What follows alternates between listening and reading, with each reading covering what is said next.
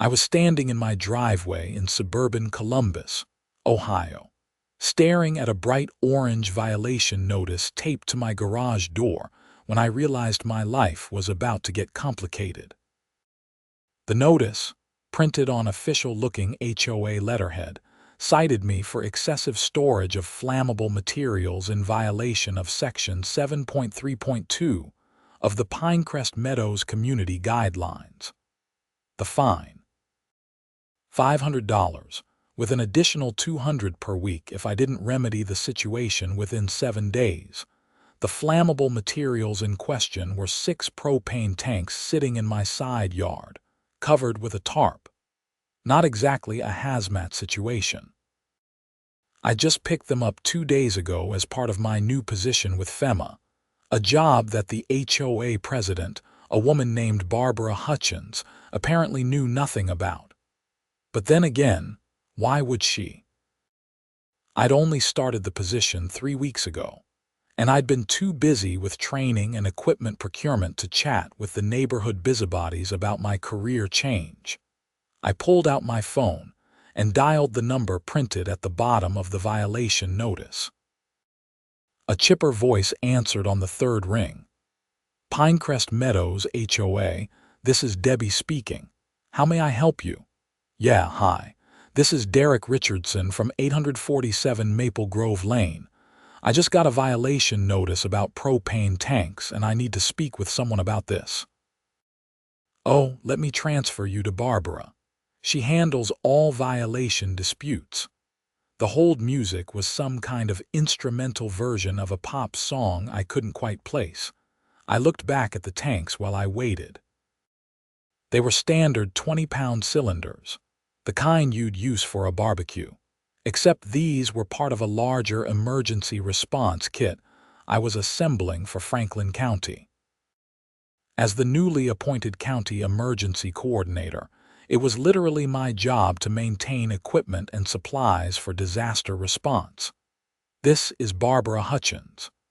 The voice that came through the phone was clipped and professional, but with an edge that suggested she'd rather be doing anything else. "Hi, Mrs. Hutchins. Derek Richardson here. I got your notice about the propane tanks and I think there's been a misunderstanding." "There's no misunderstanding, Mr. Richardson. The guidelines are very clear. No homeowner may store more than 2 propane cylinders on their property." "You currently have 6 visible from the street." "Right. I understand that's what the guidelines say, but these tanks are here for my work. I'm the county emergency coordinator for FEMA, and these are part of emergency response equipment." There was a pause. "That's very nice, Mr. Richardson, but the guidelines don't have exceptions for work equipment. Plenty of people work from home and manage to keep their work supplies inside their homes or in proper storage facilities. These need to be accessible in case of an emergency. I could get called out at any moment and I need to be able to load up and go. Then I suggest you find a storage solution that complies with our community standards. The fine stands. You have 7 days. She hung up before I could respond. I stood there holding my phone, feeling my jaw clench. This was going to be a problem. That evening, I sat at my kitchen table with my laptop open, reading through both the HOA guidelines and my FEMA employment contract. My wife, Laura, had left me 6 months ago, which was part of why I'd taken the FEMA job in the first place. After 15 years as an IT manager for a healthcare company, I needed a change, something that felt meaningful. Emergency management had always interested me, and when the position opened up, I jumped at it. The HOA guidelines were exactly as Barbara had described. Section 7.3.2 stated clearly that no more than 2 propane cylinders could be stored on any property, with a combined capacity not exceeding 40 pounds. The reasoning, according to the explanatory text, was safety and aesthetics. They didn't want the neighborhood looking like a commercial storage yard, and they didn't want to risk explosions. I could understand the logic, but it didn't account for situations like mine. I pulled up my employment contract and the accompanying materials FEMA had provided about home storage of equipment. According to federal guidelines, emergency coordinators were expected to maintain certain supplies at their primary residence for rapid deployment. Propane was specifically listed as a necessary item, with a recommended minimum of 6 20-pound cylinders. There had to be a way to resolve this. I decided to draft a formal letter to the HOA board explaining my situation and requesting an exception. I spent an hour crafting it, making sure to sound professional and reasonable. I attached copies of my employment letter, my FEMA credentials, and the federal guidelines about emergency equipment storage. The next morning, I printed the letter and drove to the Pinecrest Meadows HOA office, a small building near the community center. Debbie, the receptionist I'd spoken to on the phone, was sitting at the front desk. "Hi, I'm Derek Richardson. I'd like to submit this letter to the board for their next meeting." She took the envelope and glanced at it. "The next board meeting is in 2 weeks. We'll add your letter to the agenda." 2 weeks. My deadline to remove the tanks is in 6 days. "I'm sorry, but that's when the next meeting is scheduled. The board meets on the first and third Tuesday of every month. Can't they have a special meeting or something? This is pretty urgent." Debbie gave me a sympathetic look. "I can ask Barbara, but I doubt it. They only do special meetings for real emergencies. This is my job we're talking about. I need those tanks." "I understand, Mr. Richardson. I'll make sure Barbara gets your letter today." I left feeling frustrated. The bureaucracy of a homeowners association was starting to feel as complicated as actual government work, which was saying something given my new position. That afternoon, I got a call from my supervisor at FEMA, Marcus Chen. We'd been working together to set up the emergency response framework for Franklin County, and he was checking in on my progress.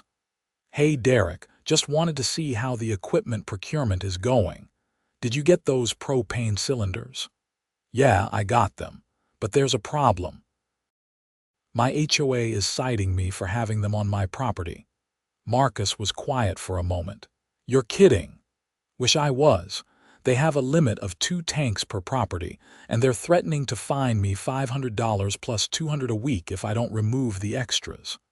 "That's insane." "Those tanks are required equipment. Did you explain your position?" I tried. The HOA president didn't care. She said the rules don't have exceptions. "Okay, here's what we're going to do. I'm going to have our legal department draft a letter explaining the federal requirement for you to have this equipment. The supremacy clause should apply here.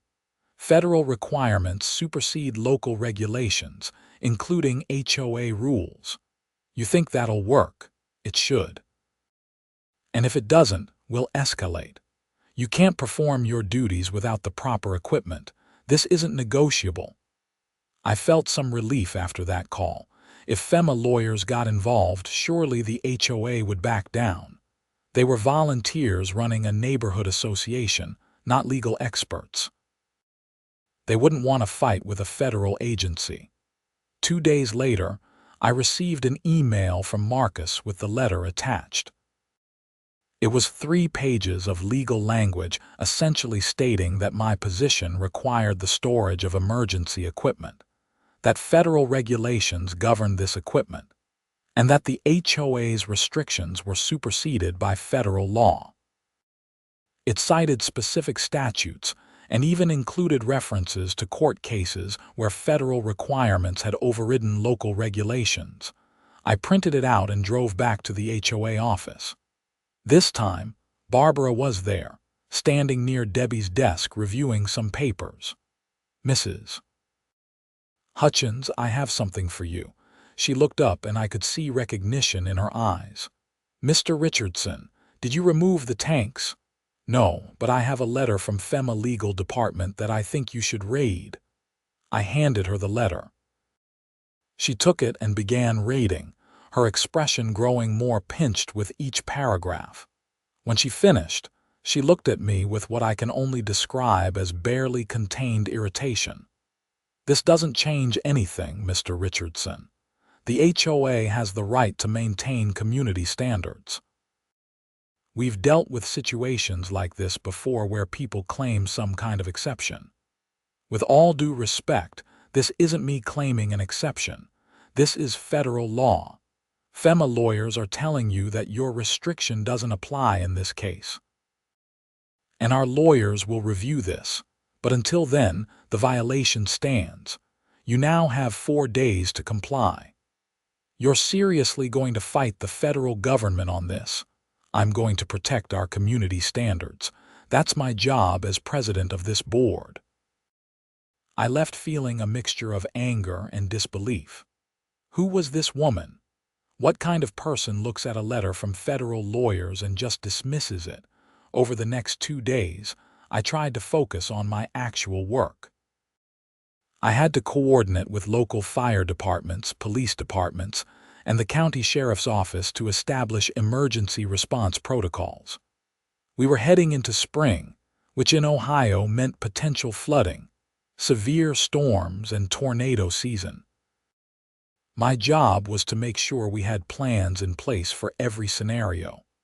On the 6th day after receiving the initial violation, I got a call from an unfamiliar number. "Mr. Richardson, this is Todd Pemberton. I'm a lawyer representing the Pinecrest Meadows HOA. I've reviewed the letter from FEMA Legal Department regarding your propane storage situation." "Okay. And I wanted to let you know that the board's position hasn't changed. While we acknowledge your employment with FEMA, the HOA's covenants are legally binding. You signed them when you purchased your home. The storage restriction applies to all residents without exception. But FEMA lawyers said federal law supersedes your rules. That's a matter of legal interpretation.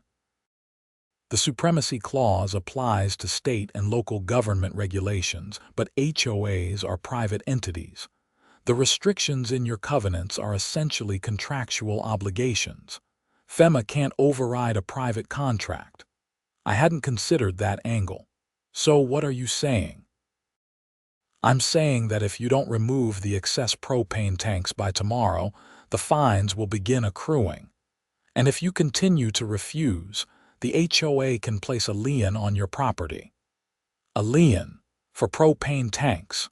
For violation of the community covenants you agreed to?" "This isn't personal, Mr. Richardson. It's simply enforcement of the rules that everyone in Pinecrest Meadows agreed to follow." After he hung up, I immediately called Marcus. "Their lawyer says the supremacy clause doesn't apply because the HOA is a private entity, not a government body. He's saying the restrictions are contractual." Marcus swore under his breath. "That's a more complicated argument. He's not entirely wrong. Let me talk to our people and see what they say. In the meantime, is there any way you can store the tanks somewhere that the HOA can't see them?" "Not without building a storage shed, and I guarantee that would require HOA approval, which could take months." "What if you kept them in your garage?" "My garage is full of the other emergency equipment. I've got generators, medical supplies, communications gear, water purification systems.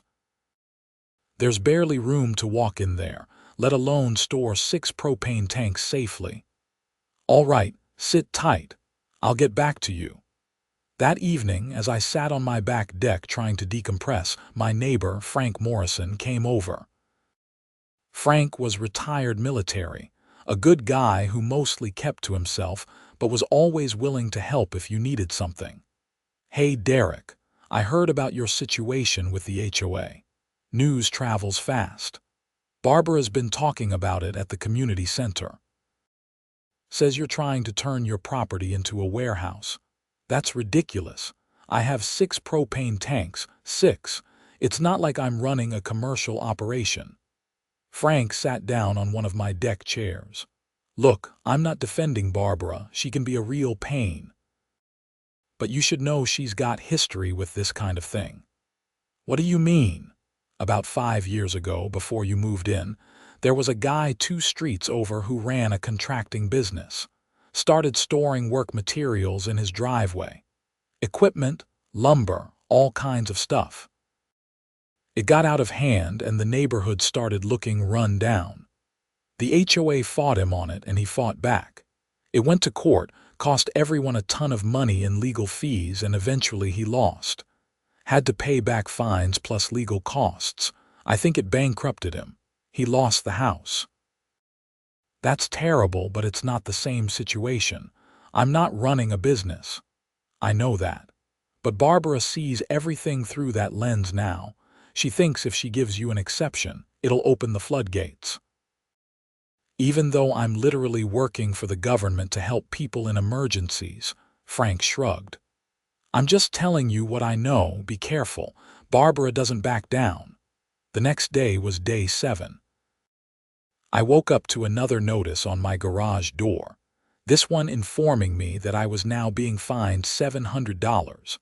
The original $500 plus an additional $200 for the first week of non-compliance. It also stated that I would continue to be fined $200 per week until the violation was corrected. I was furious. I took a photo of the notice and sent it to Marcus, then I called him. They just hit me with the fine. $700. Our lawyers are still reviewing the contractual argument. It's not as clear-cut as we'd hoped. The problem is that you did sign the covenants when you bought the house. So what am I supposed to do?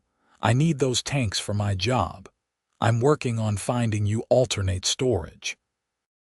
There's a county facility that might have space. Let me make some calls.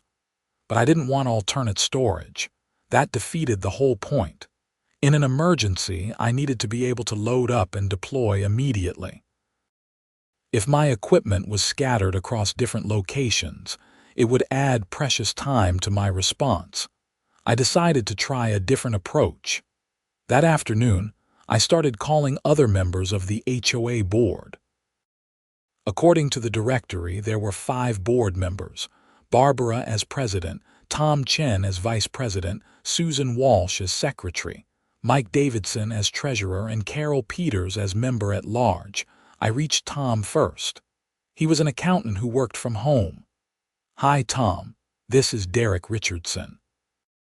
I'm calling about the propane tank situation. Oh yeah, Barbara mentioned that. Look, Derek, I understand your frustration, but the rules are pretty clear. Have you actually read the letter from FEMA? I'm not asking for a favor here. This is federal emergency equipment. I did read it. And I get it. I really do. But here's the thing. If we make an exception for you, where does it stop? What about the guy who wants to store his boat in his driveway because it's expensive and he doesn't trust storage facilities? What about someone who wants to park a work truck on the street because it's more convenient? Those aren't the same thing at all. Maybe not to you, but from a governance perspective, we can't pick and choose. Either we enforce the covenants or we don't.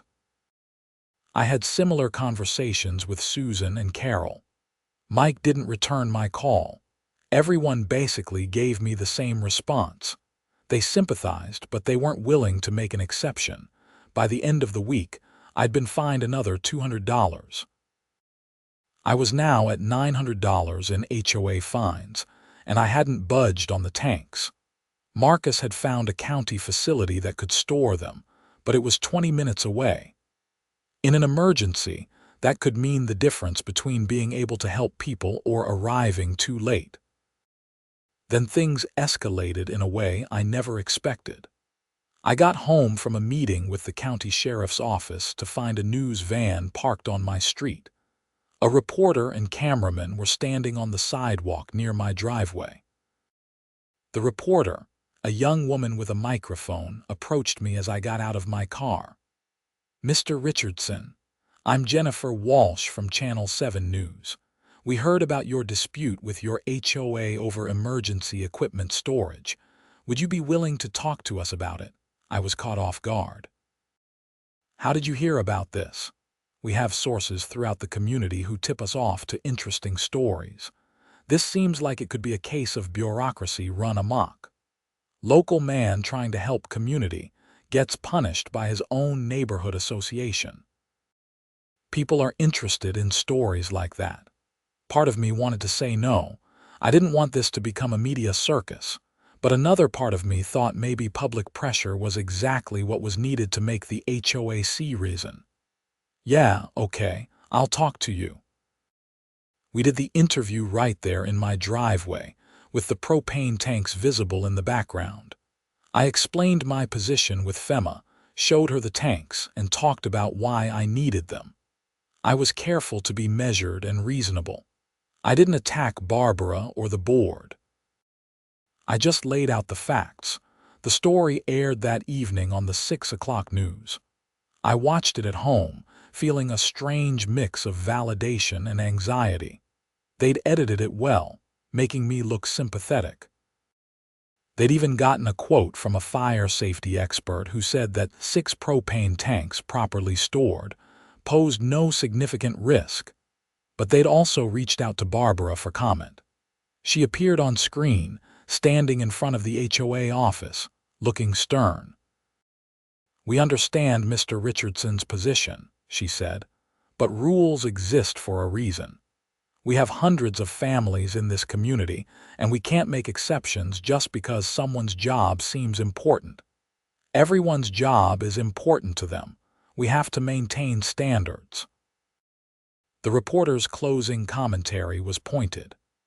The question remains, when following the rules conflicts with preparing for emergencies, which should take priority? The HOA has fined Mr. Richardson $900 so far, with more fines coming each week. For a man whose job is to help people in crisis, he's found himself in a crisis of his own making, simply by trying to do his job. My phone started ringing almost immediately after the broadcast. The first call was from Marcus. I just saw the news. "Derek, you should have told me you were going to do that. I didn't plan it. They showed up at my house." "Well, it's out there now. This is going to get complicated. FEMA doesn't usually like getting pulled into local disputes like this." I didn't mention FEMA first.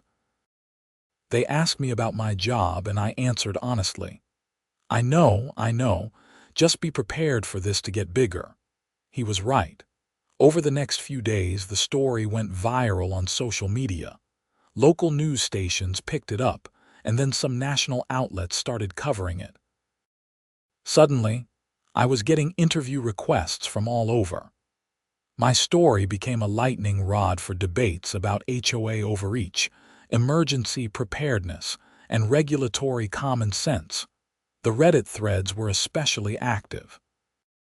People were digging up information about Pinecrest Meadows HOA, about Barbara specifically, and about similar cases around the country. Some of it was supportive, but some of it got ugly. People started posting Barbara's personal information online, and there were even threats made against her. I didn't want that. As frustrated as I was with the HOA, I never wanted it to become personal attacks or harassment. I posted on social media asking people to stay civil, but once something goes viral, you lose control of the narrative. The HOA responded by doubling down. They released a statement saying they were standing firm on the fines and that they were prepared to place a lien on my property if I didn't comply. Barbara gave an interview to a local newspaper where she positioned herself as a defender of community standards against outside pressure. "We won't be bullied by the mob," she said. "Our residents elected us to maintain property values and community standards, and that's what we're doing. Mr. Richardson is welcome in our community, but he has to follow the same rules as everyone else." Then something unexpected happened. I got a call from the Franklin County Commissioner's office. The commissioner, David Mueller, wanted to meet with me. I met him at his office in downtown Columbus on a Tuesday morning. Mueller was in his early 60s, a career politician who'd been county commissioner for almost 20 years. "Derek, I've been following your situation with interest," he said after we'd shaken hands and sat down. "I wanted to talk to you about it." "I appreciate that, sir. It's gotten a lot more complicated than I ever expected. These things usually do once the media gets involved. Here's the thing. You're doing important work for this county. Your position as emergency coordinator is critical, especially with the severe weather season coming up. I can't have you distracted by an HOA dispute. I'm still doing my job. The HOA situation hasn't interfered with that. Not yet. But if they place a lien on your property if this goes to court, that's going to become a major distraction. Plus, frankly, it makes the county look bad. We hired you for an important position, and now it looks like we're letting you twist in the wind. What are you suggesting?" Mueller leaned back in his chair. "I want to convene a meeting between you, the HOA board, myself, and county council. Let's try to find a solution that works for everyone. I have some relationships in that community. I think I can apply some pressure. I'd appreciate that. I've tried talking to them, but they won't budge. Let me handle it. I'll set something up for next week." I left that meeting feeling hopeful for the first time in weeks.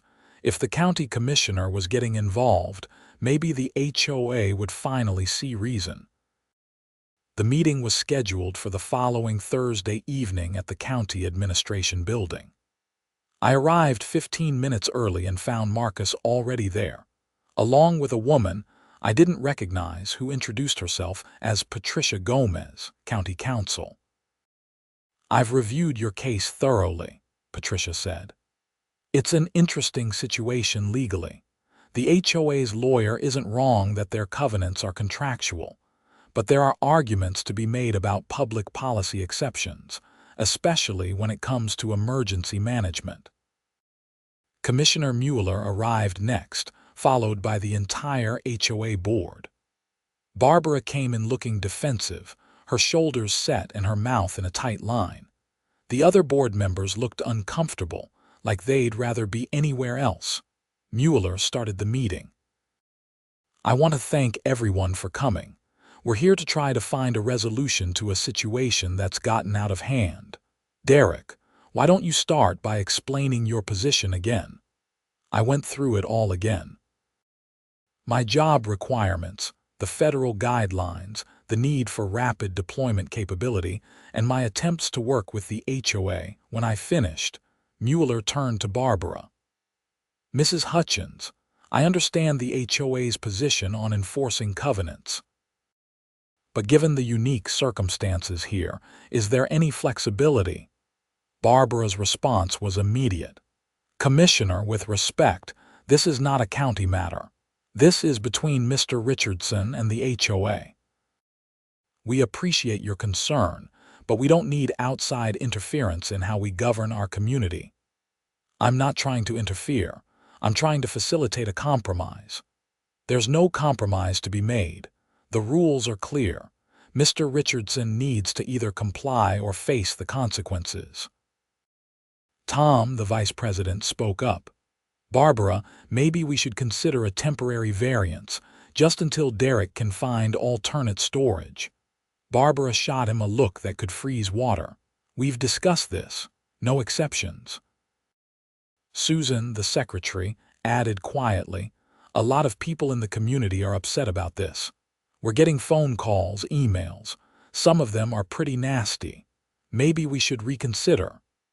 "We don't make policy based on outside pressure," Barbara snapped. "That's how you lose control of a community." Patricia, the county counsel, interjected. "Mrs. Hutchins, I want to make you aware of something. There's a case law in Ohio, Warren versus Homestead Properties, where a court ruled that HOA covenants can't be enforced in a way that violates public policy. Emergency preparedness is arguably a public policy matter." Barbara turned to her. "Our lawyer has reviewed the case and doesn't believe it applies here." Then perhaps this will end up in court, where a judge can decide. But I should tell you that if it does go to court, the county will likely intervene on Mr. Richardson's behalf. This is a matter of public interest. The temperature in the room seemed to drop. Barbara looked at Commissioner Mueller. You'd really do that? Over propane tanks? Mueller spread his hands. Mrs. Hutchins, Derek is a county employee performing essential services. We have an obligation to ensure he can do his job. If that means getting involved in a legal dispute, then yes, we'll do that. The meeting went on for another hour, going in circles. Barbara refused to budge. The other board members seemed increasingly uncomfortable, but none of them were willing to directly challenge her. Finally, Mueller called it. All right, we're not getting anywhere tonight. Mrs. Hutchins, I'm giving you 1 week to reconsider your position. If you don't, the county will take legal action to support Mr. Richardson. I don't want to do that, but I will. We filed out of the conference room. As I headed to my car, Tom caught up with me. Derek, I'm sorry about this. For what it's worth, I think Barbara's wrong. So do most of the others. But she's very strong-willed and she's got her mind made up. Why don't you vote her out? It's not that simple. She's been president for 8 years. She has support in the community, especially among the older residents. And honestly, until this situation, she's done a decent job. The neighborhood looks good, property values are up. Most people don't want to rock the boat. Well, this boat is definitely rocked now. Tom nodded glumly. Yeah, I'm afraid this is going to get worse before it gets better. He was right. The next day, Barbara held a community meeting at the Pinecrest Meadows Community Center. She invited all residents to discuss what she called outside interference in community governance.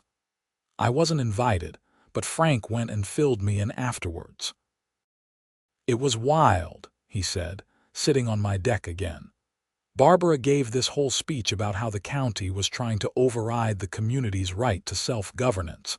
She made it sound like you were part of some government conspiracy to undermine HOAs. That's insane. I know. But here's the thing. A lot of people bought it, or at least, a lot of the older folks did. They see the HOA as protecting their property values, and anything that threatens that is scary to them. What about the younger residents? Mixed bag. Some of them were on your side. A few people spoke up saying the HOA was being ridiculous, but Barbara controlled the meeting. Anyone who disagreed with her got shut down pretty quickly. This is turning into a complete nightmare. Frank looked at me seriously. Derek, I've known Barbara for 10 years. She's not going to back down. Her ego is invested now. If you want this to end, you're either going to have to remove the tanks or take it to court. But I didn't have to make that decision, because the situation was about to take another turn. That weekend, we had severe weather move through central Ohio. A tornado touched down in a rural area about 40 miles east of Columbus, tearing through a small town called Millersport. It was an EF3, and it devastated several neighborhoods. I got the emergency call at 6:30 on Saturday morning. Within an hour, I was loaded up and heading to the disaster site. The propane tanks I'd been fighting with the HOA about were essential that day. We used them to power generators that provided electricity for the emergency command center, for medical equipment, and for heating units since several hundred people had been displaced from their homes. I worked for 36 hours straight, coordinating with FEMA resources, local emergency services, and volunteer organizations. We set up a shelter, managed supply distribution, and helped families start the process of recovery. It was exhausting and heartbreaking, but it was also exactly what I'd trained for. The local news covered the tornado extensively, and in several of their shots from the emergency response site, you could see me working in the background. Someone online recognized me and pointed it out. Suddenly, My HOA dispute was back in the news, but this time with a different angle. The emergency coordinator being harassed by his HOA was now the emergency coordinator responding to a disaster. One news outlet ran a piece with the headline, "Man fined for emergency equipment, uses that same equipment to save lives." They interviewed people from Millersport who'd been helped by the disaster response, and several of them specifically mentioned the generators and heating units powered by propane. I didn't see any of this coverage until I finally got home on Sunday night. I was too exhausted to care much about the media attention. I took a shower, fell into bed, and slept for 12 hours. When I woke up Monday morning, my phone was full of messages. Most were supportive. Some were from reporters wanting interviews, and one was from Tom Chen, the HOA vice president. "Derek, it's Tom. I saw the news coverage from Millersport. That was incredible work you did out there. Listen, I'm calling an emergency board meeting for tonight. I think after seeing what you did this weekend, we need to reconsider our position. I hope you'll attend." I called him back. "I'll be there." "What time?" 7 o'clock at the community center. "And Derek, I can't promise anything, but I'm going to push hard for a resolution." That evening, I walked into the Pinecrest Meadows Community Center with Marcus at my side.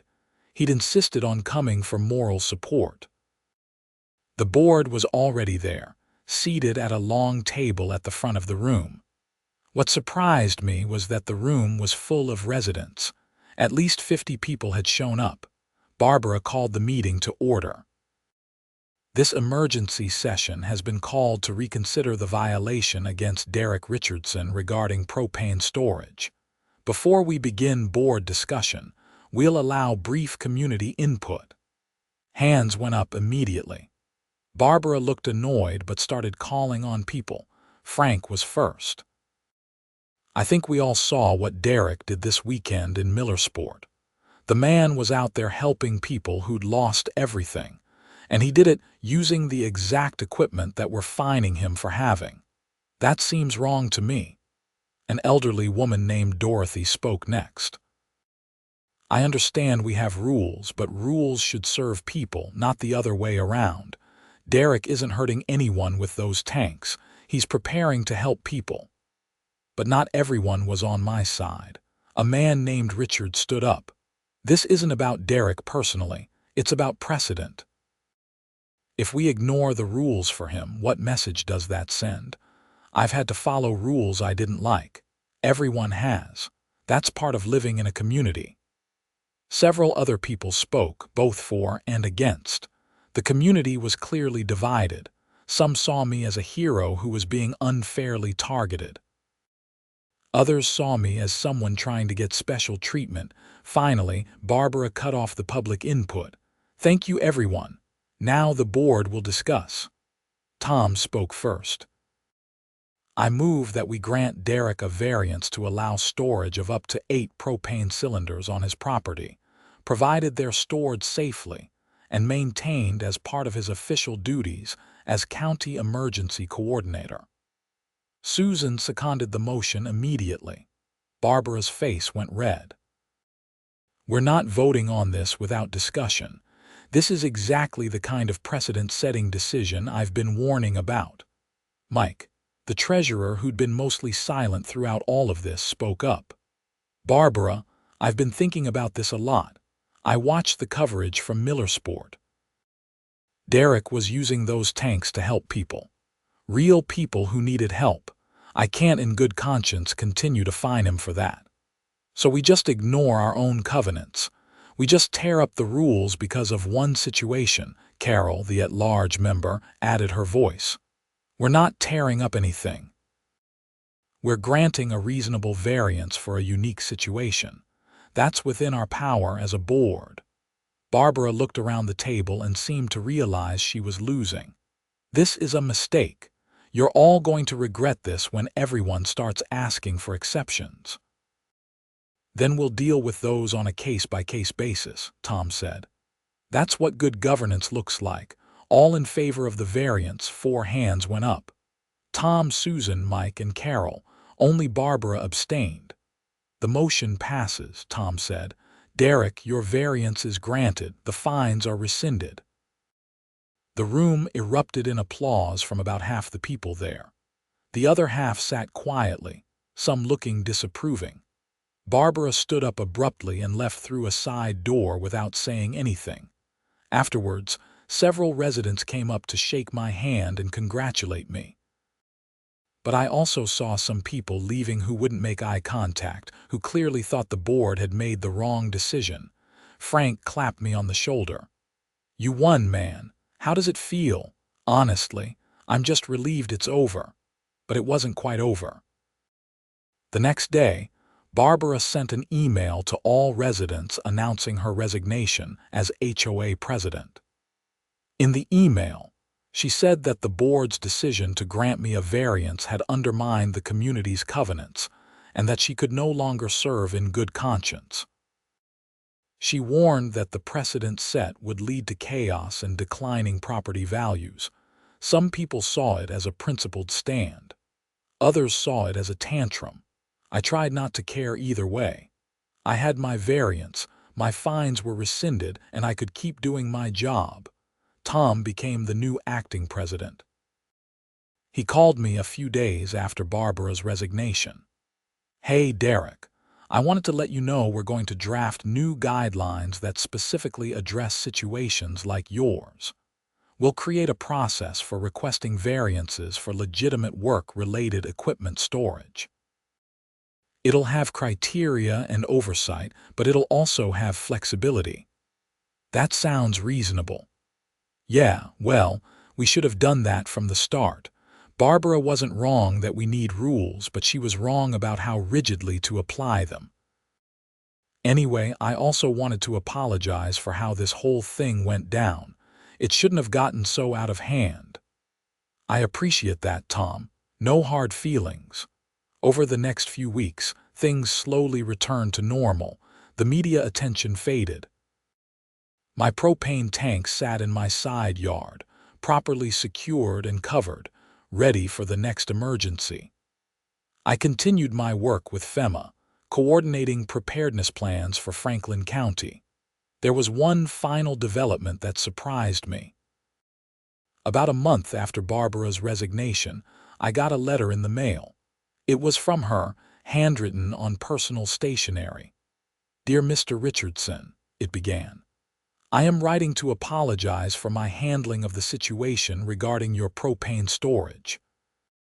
I watched the news coverage of your work in Millersport, and I saw the difference you made in people's lives. I was so focused on following the rules that I lost sight of why we have rules in the first place. Rules should protect people and communities, not prevent people from helping each other. I let my ego and my need to be right override my common sense. I hope you can forgive me, and I hope you'll continue your important work for our county. Sincerely, Barbara Hutchins." I read the letter twice. It must have been hard for her to write that. I appreciated it more than she probably knew. I wrote her back a short note thanking her for the apology and wishing her well. I meant it. I understood where she'd been coming from, even if I thought she'd been wrong. She'd been trying to protect something she cared about. We just had different priorities. Spring turned to summer. We had a few more severe weather events that required emergency response, though nothing as dramatic as the Millersport tornado. Each time, I loaded up my equipment, including those propane tanks, and headed out to help. The HOA moved forward with Tom as president. They did create a new variance process, and a few other residents ended up requesting variances for various things. The system worked. The community didn't descend into chaos. Property values stayed stable. I even saw Barbara occasionally at the grocery store or around the neighborhood. We'd nod politely at each other. No real conversation, but no hostility either. She'd become more of a regular resident, no longer in the spotlight of HOA governance. One evening in late June, I was sitting on my deck after work, enjoying a beer and the warm weather when Frank came over. "Hey, neighbor," he said, settling into his usual chair. "You know, when you first moved in a couple years ago, I thought you were going to be one of those boring IT guys who never caused any waves." I laughed. "Sorry to disappoint. Are you kidding? This has been the most interesting thing to happen in Pinecrest Meadows in years. You shook things up, made people think about what really matters. I just wanted to keep my propane tanks." "Yeah, but it became about more than that. It became about whether rules serve people or people serve rules." "That's important stuff." We sat in comfortable silence for a while, watching the sun set over the suburban rooftops. My propane tanks were visible in my peripheral vision, still sitting in the side yard, still ready for the next emergency. I thought about everything that had happened. The violation notice that started it all. The escalating conflict, the media attention, the tornado response, the community divided, the eventual resolution, Barbara's apology. All of it had been exhausting and stressful, but in a weird way it had also been meaningful. I'd taken the FEMA job because I wanted to do something that mattered, something that helped people. I hadn't expected that just trying to do that job would become its own kind of fight, but that's life sometimes. You sign up for one thing and end up dealing with a dozen others. The important thing was that it had worked out. I could do my job. The HOA had reformed its processes to be more reasonable, and maybe, just maybe, some people in Pinecrest Meadows had learned something about flexibility and common sense. My phone buzzed with a text from Marcus. "Training exercise next week. You ready?" I typed back, "Ready." That's what it all came down to, being ready. Ready for the next storm, the next disaster, the next crisis. And now I was ready, with 6 propane tanks in my side yard and the full support of my community, even if it had taken a while to get that support. The next few months brought more challenges, but they were all related to the actual work of emergency management rather than HOA disputes. We dealt with flooding along the Scioto River in August, a hazmat situation at a chemical plant in September, and countless smaller incidents that required coordination and response. Each time, I was prepared. Each time, the equipment I'd fought to keep played a role. The propane tanks powered generators, the medical supplies helped injured people, the communications gear kept everyone connected. It all mattered. In October, Commissioner Mueller called me to his office again. I went wondering if there was a problem, but he just wanted to talk about how the position was going. "Derek, I've been impressed with your work," he said. "When we hired you, I knew you had the right qualifications, but I wasn't sure how you'd handle the practical realities. This job requires problem-solving, coordination, and sometimes dealing with difficult personalities. You've proven you can do all of that. Thank you, sir. It's been a good experience despite the rough start." "That HOA thing," he waved his hand dismissively. "That actually showed me a lot about your character. You stood your ground, but you never got nasty about it. You focused on the work and let everything else shake out. That's leadership." Coming from a county commissioner who'd been in public service for decades, that meant something. The anniversary of my hiring came in late November. I'd been with FEMA for a full year. In that time, I'd responded to 12 major incidents and coordinated preparedness planning for dozens of potential scenarios. I'd built relationships with every emergency services organization in the county. I'd helped people on what were often the worst days of their lives, and I'd learned some things about bureaucracy, both government and neighborhood varieties. I'd learned that rules matter, but context matters more. I'd learned that sometimes you have to fight for what's right, even when it seems like the whole system is against you. I'd learned that reasonable people can disagree and still find ways to work together. The propane tanks were still in my side yard. They'd become something of a local landmark. When giving directions to my house, people would say, "It's the house with the propane tanks." Some people even stopped by to take pictures, though that mostly faded after the first few months. In December, the HOA held its annual meeting and election of officers. Tom ran for president officially and won easily. In his acceptance speech, he talked about the need for rules but also the need for flexibility and common sense. He mentioned my situation specifically as an example of the board learning and growing. "We exist to serve our community," he said, "not to lord over it with rigid rules. When we remember that, we make better decisions." After the meeting, several new residents came up to introduce themselves to me. One of them, a young couple who just moved in, said they'd actually chosen Pinecrest Meadows partly because of how my situation had been resolved. "We researched a bunch of neighborhoods," the woman said.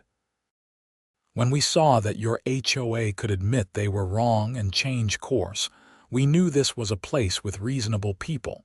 That matters to us." It was a perspective I hadn't considered. My fight with the HOA had actually made the community more attractive to some people because it showed the community could evolve. Christmas came and went. I spent it with my sister's family in Cleveland, grateful for the break and the time with my nieces and nephews. When I told them about my year, about the tornado and the HOA and everything else, my oldest niece said, "You're like a real-life superhero, Uncle Derek." I laughed. "I'm definitely not a superhero. I just have propane tanks and know how to coordinate emergency responses." "That's exactly what a superhero would say," she insisted. Back home after the holidays, I found myself reflecting on everything that had happened since that first violation notice. It felt like a lifetime ago, even though it had only been about 7 months from start to finish. The new year brought new challenges. In January, we had an ice storm that knocked out power for thousands of people. In February, a train derailment required evacuation of several neighborhoods. In March, severe flooding hit rural areas of the county. Each incident was different. Each required different responses, but I was ready for all of them. My job had become exactly what I'd hoped it would be: meaningful work that helped people. It was stressful and demanding, but it felt important in a way my old IT job never had. The HOA situation had faded into memory for most people, though occasionally someone would bring it up. It had become a story people told about the neighborhood, about the time a conflict got out of hand and then got resolved through reason and compromise. Barbara moved out of Pinecrest Meadows in April. I heard about it from Frank, who heard it from someone else. She and her husband had decided to downsize into a condo downtown. No HOA there, or at least not one she'd be running. I felt a strange pang when I heard that. Despite everything, I hadn't wanted to drive her out of the neighborhood, but Frank assured me that wasn't what happened. "She was already thinking about moving," he said. "Her kids are grown, the house was too big. The timing was just coincidental." Or maybe it gave her a good reason to make a change she'd been considering anyway. I chose to believe that. I didn't want to be the person who'd ruined someone's life over propane tanks and principle. That wasn't who I wanted to be. By summer, it had been over a year since the whole situation had resolved. The propane tanks were still there, still properly stored, still ready. They'd become just another part of the landscape, unremarkable to everyone except occasionally to new residents who'd heard the story. I was sitting on my deck one evening in July, almost exactly 2 years after I'd started with FEMA, when Marcus called.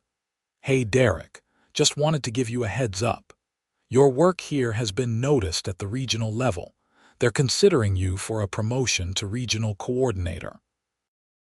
It would mean more travel, bigger incidents, more responsibility. Wow, I wasn't expecting that. You've earned it. You've built a solid program here in Franklin County.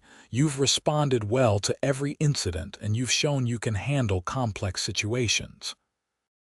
Both the work situations and the ridiculous HOA thing. So the HOA thing is officially part of my professional reputation now, Marcus laughed.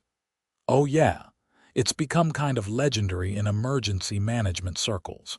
The coordinator who fought his HOA to keep his equipment. People respect that you stood your ground. We talked for a while about what the promotion might mean. It was exciting but also daunting. I'd built a life here in Columbus, in Pinecrest Meadows. Moving up would mean giving some of that up. But wasn't that what I'd wanted when I left the IT job? To challenge myself, to do work that mattered, to keep growing. Maybe this was the next step. I told Marcus I'd think about it and let him know. After we hung up, I sat on my deck looking at those propane tanks and thinking about everything they represented. They were just tanks. Metal cylinders filled with gas. But they'd become symbols of something larger. Of standing up for what you believe in.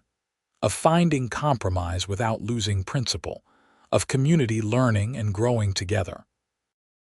Those tanks had been at the center of a conflict that could have torn the neighborhood apart. Instead, through a combination of persistence, reason, and a little bit of luck with timing, that conflict had led to positive change. The HOA was better now than it had been before. More flexible, more reasonable, more focused on serving residents rather than enforcing rules for their own sake.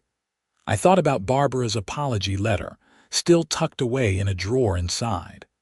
About Tom stepping up as president and bringing a more collaborative approach. About the community coming together, even when divided, to work through a difficult issue. That's what made communities work, I realized. Not perfect agreement. Not everyone thinking the same way. But the willingness to engage, to debate, to compromise, and to change when change made sense. My phone buzzed again. A text from Frank. "Beer on your deck," I smiled and texted back. "Come on over." A few minutes later, he was settling into his usual chair, and we were talking about everything and nothing. The weather, sports, his grandkids, my potential promotion. Normal life stuff. "You know," Frank said at one point, "when all that stuff was going down with Barbara and the HOA, I was worried this neighborhood was going to tear itself apart. But it didn't. No, it didn't. We came through it, maybe even stronger in some ways. People learned that you can disagree and still be neighbors. That's a good lesson." "Yeah." He took a sip of his beer. "Of course it helped that you were in the right," I laughed. "I'd like to think so, but I'm sure Barbara would have a different perspective. Maybe, but you know what? She admitted she was wrong. Not many people can do that. I respect her for that letter she sent you." We sat quietly for a while, enjoying the summer evening. My propane tank sat in the side yard, unremarkable now, just part of the landscape. But I knew what they meant, what they represented. The fight to do my job, to serve the community, to be prepared for when people needed help. And that's really what it all came down to. Being prepared, being ready, being willing to stand up when it mattered, but also being willing to work together to find solutions. The HOA situation had taught me all of that. It had tested me in ways I never expected. Not physical danger or life and death decisions, but the grinding stress of bureaucratic conflict, social pressure, and legal uncertainty. And I'd come through it. Now, whatever came next, whether it was the promotion or something else entirely, I knew I was ready. I'd faced down an HOA president who wouldn't budge, media attention I never wanted, and community division I never meant to cause. I'd navigated federal requirements, local regulations, and neighborhood politics all at once. If I could handle that, I could handle anything this job threw at me. Frank finished his beer and stood up. All right, I'm heading home. Thanks for the beer and the company. Anytime, Frank.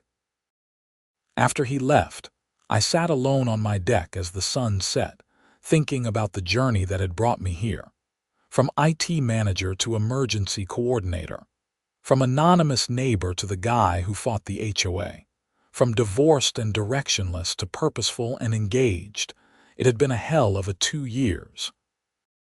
My phone buzzed one more time. Another text from Marcus. Forgot to mention. Regional office wants your answer in 2 weeks.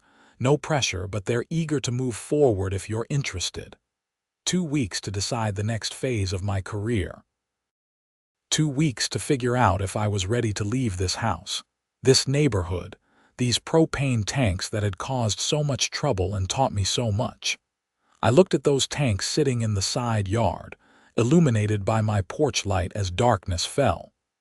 They were exactly where they needed to be.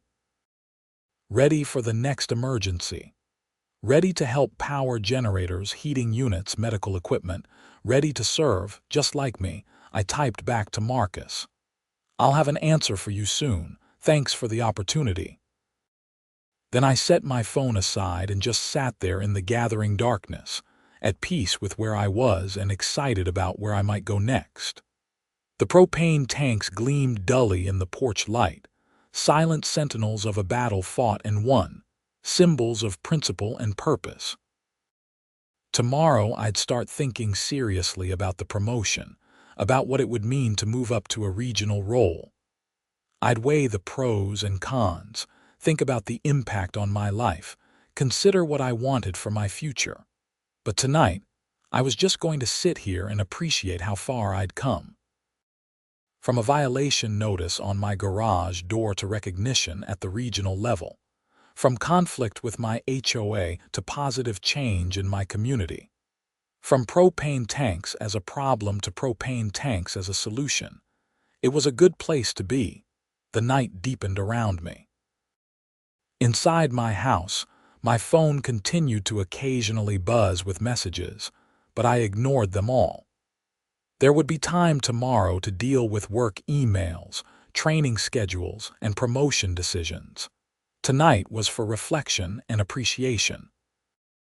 Because sometimes, in the middle of dealing with emergencies and disasters and conflicts, you need to stop and recognize the victories. The small ones and the big ones. The personal ones and the professional ones. I'd won my fight with the HOA. I'd proven I could do my job effectively. I'd earned respect and recognition. I'd made a difference in people's lives during their worst moments. I'd stood up for principle without losing my humanity. Those were things worth celebrating, worth appreciating, worth carrying forward into whatever came next. The propane tanks caught the light one more time as I finally stood up to head inside. 6 metal cylinders that had somehow become the center of a story about principle, community, conflict, and resolution. They'd serve in many more emergencies, power many more generators, help many more people. But they'd always be, to me, a reminder of the time I learned that doing the right thing isn't always easy, but it's always worth it. That standing your ground matters. That communities can work through conflicts if everyone approaches them with good faith. That even HOAs, those notorious enforcers of suburban conformity, can learn and grow and change. As I locked my back door and headed to bed, I found myself smiling. Whatever happened with the promotion, whatever challenges came next in my career or my life, I knew I could handle them. After all, I'd survived an HOA dispute over propane tanks. Compared to that, everything else seemed manageable.